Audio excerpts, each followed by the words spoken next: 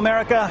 I'm just a few hundred feet from ground zero where a group of Muslim terrorists crashed two planes into the World Trade Center, killing close to 3,000 people. 9 years later, two groups of Muslims, the Cordoba Initiative and the American Society for Muslim Advancement, are planning to build a massive 13-story mosque right here behind me. Now, understandably, many people here in the West are concerned that this isn't an attempt to honor the families of 9/11, as the Muslims here are claiming. Instead, it may be an attempt to build a symbol of Islamic victory.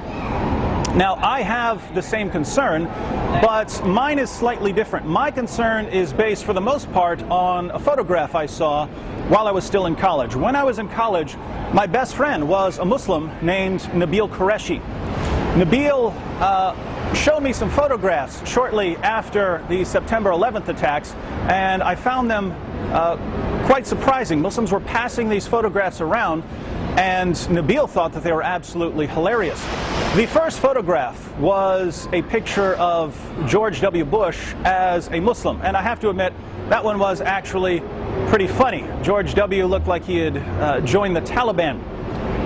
The second photograph wasn't so funny. It was a photoshopped picture of the Statue of Liberty covered in a full veil.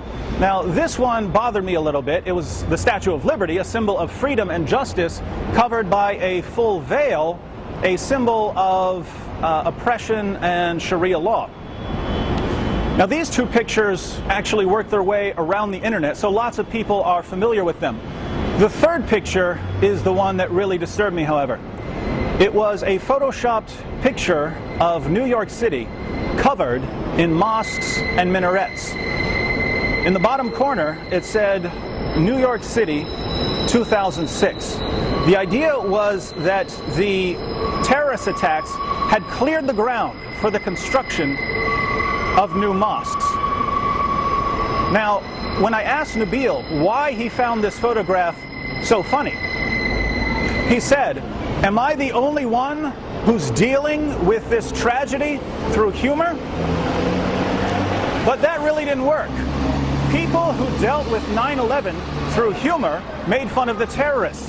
They didn't joke about terrorist attacks clearing the way for a new Mecca. So this was when I first realized, this is when I realized for the first time, that there are two forces at work within Western Muslims like Nabil. On the one hand, Nabil was born and raised in the United States. His father had been in the US military. He loved America.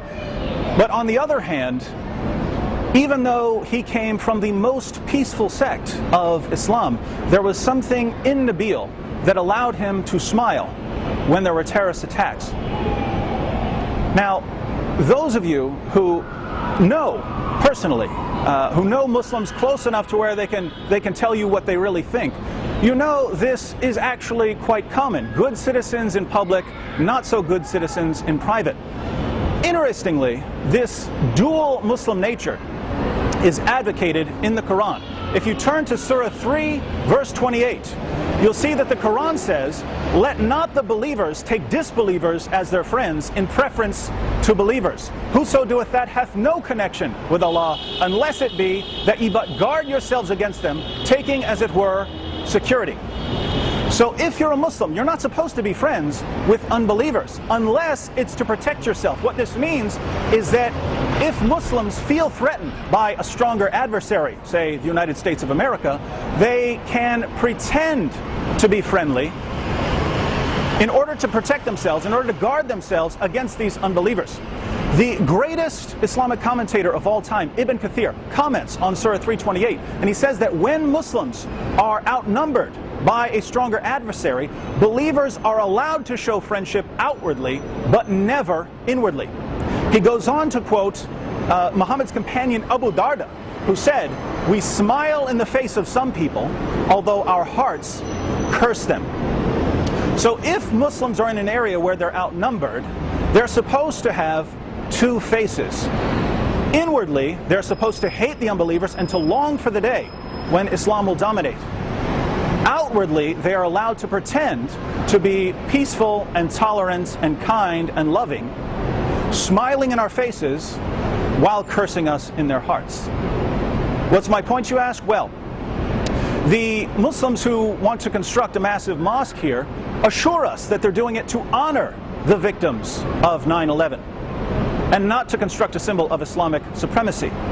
They assure us that they're going to build a beacon of understanding and harmony, a place for people of all faiths to gather and condemn extremism.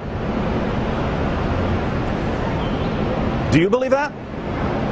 If so, I'd like to sell you a bottle of Wood's Miracle Magic Cure-All from the Miracle Springs of Poland for the low, low price of $487. My friends, what did Muslims do when they conquered Mecca? They went to the Kaaba, the center of pagan worship, and they claimed it for Islam.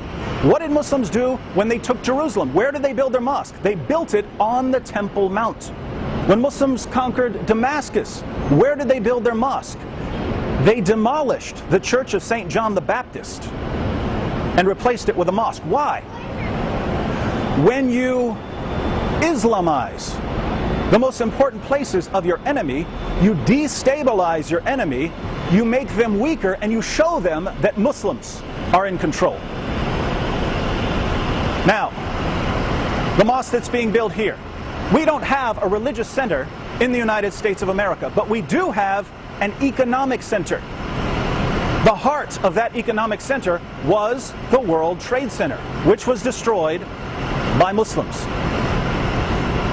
And now Muslims want to construct a massive mosque. Why? To honor the victims of 9/11? Keep in mind, this was in the minds of Muslims all along. Right after the September 11th attacks, Muslims were joking about filling the city with mosques. And now they tell us that they're doing it to honor the victims of 9/11. Smiling in our faces while cursing us in their hearts. Come out of the cave, America. It's dark in there.